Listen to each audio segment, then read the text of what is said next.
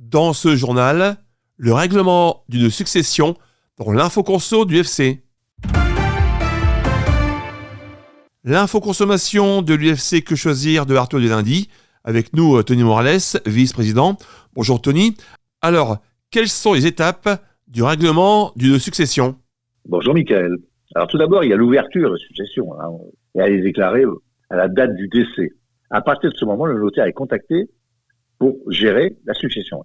Après, il y a le bilan patrimonial. Alors le notaire dresse un état complet du patrimoine du défunt. Cela inclut l'identification des biens, comptes bancaires, propriétés, mobilier, etc. Et des dettes. Les héritiers doivent fournir tous les documents nécessaires pour cette évaluation. Le notaire consulte, lui, de son côté, ce qu'on appelle le fichier FICOBA, qui est le fichier pour les comptes bancaires, et le fichier FICOVI, qui est le fichier pour les contrats d'assurance vie, sous certaines conditions, bien sûr.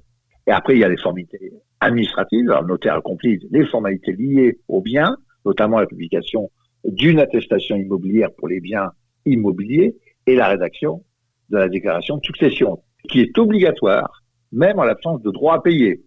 Alors, après, il y a le partage des biens. Alors, les héritiers peuvent choisir de partager les biens ou de rester en indivision. Si un partage est souhaité, il se fait généralement à l'amiable. En cas de désaccord, c'est un juge qui peut être impliqué, ce qui peut prolonger d'ailleurs malheureusement la procédure. Quel est le délai pour revendiquer une succession ? Eh bien, on ne le sait pas non plus, mais le délai pour faire valoir son droit à une succession est de 10 ans à partir du décès. Passé ce délai, un héritier peut être considéré comme ayant renoncé à ses droits, sauf si des circonstances l'ont empêché d'agir. Ce délai est suspendu si un testament est contesté en justice. Que sont les formalités spéciales ? Certaines formalités particulières peuvent influencer le processus de succession, notamment la présence d'héritiers mineurs, par exemple, ou sous protection légale, nécessitant l'intervention de conseils de famille ou d'un juge. Des biens spécifiques, comme des entreprises ou des exploitations agricoles qui requièrent des démarches particulières. Et enfin, on connaît un peu plus la nécessité de recourir à un généalogiste pour retrouver les héritiers. Tony, quid de l'acceptation ou renonciation à une succession ? Les héritiers ont la liberté d'accepter ou de renoncer à la succession.